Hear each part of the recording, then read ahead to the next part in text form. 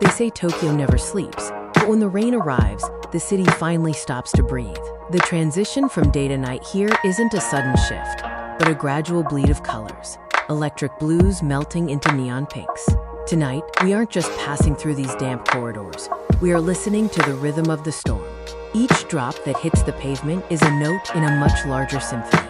We move with the crowd, hidden under a sea of clear vinyl umbrellas, finding our own quiet path through the blue hour. This is where the tale begins, in the whispers of a rainy evening.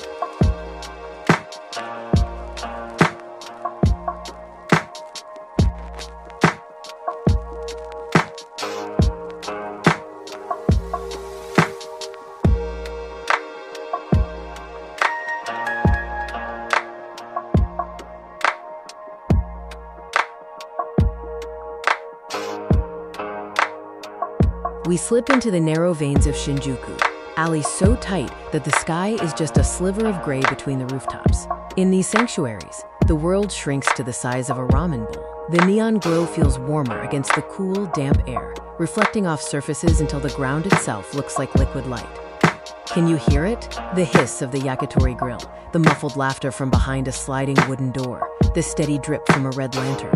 Here, every alley tells a tale of someone seeking shelter. A brief pause in the chaos where the rain is the only clock that matters.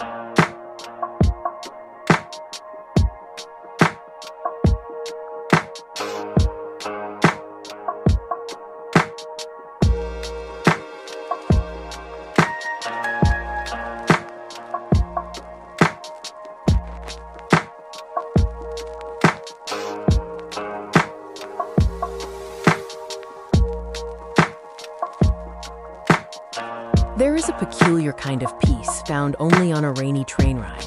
As we lean against the glass, the city outside becomes a beautiful, blurred abstraction. The rain washes over the window, turning skyscraper lights into soft bokeh circles that dance as we move.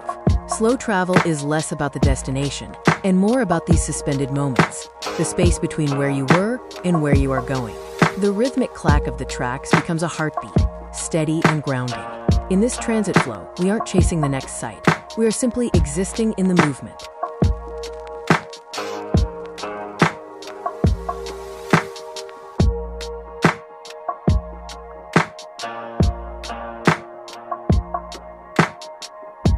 A short walk leads us away from the steel and glass and into the dark woods of a silent shrine.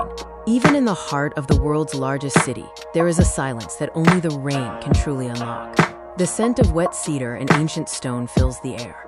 Here, the rain sounds different, softer, hitting leaves instead of concrete, a natural ASMR that has echoed here for centuries. As we wash our hands at the stone basin, the water feels like a reset. It's a reminder that some travel tales aren't meant to be shouted. They are better told in these quiet, rain-washed whispers.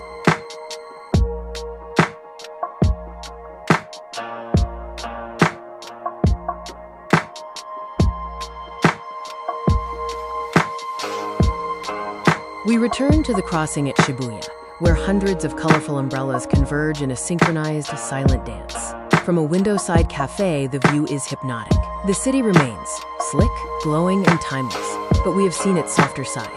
As the steam rises from a fresh cup of coffee, we realize that Tokyo is at its most intimate when it's covered in clouds. This night has been a journey through light and shadow, sound and silence.